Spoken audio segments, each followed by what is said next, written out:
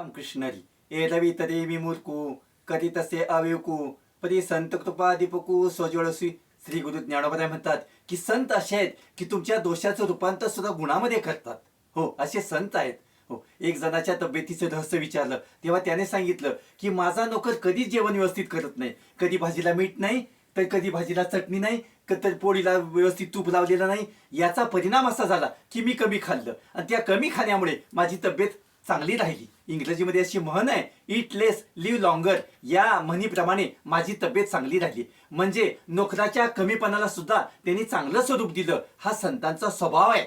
म्हणून माऊली सांगतात की संतांनी मला माझं मूर्खपण सुद्धा की योग्य ज्ञानाच्या योग्यतेचं आणून दिलं. हे माऊली तुम्हाला सांगतात. या ठिकाणी तुम्हाला जर संत वचन या ठिकाणी ज्ञानशी चिंतन आवडत असेल तर तुम्ही आमच्या चॅनलला लाईक, शेअर आणि सबस्क्राईब करा ही विनंती. रामकृष्ण हरी.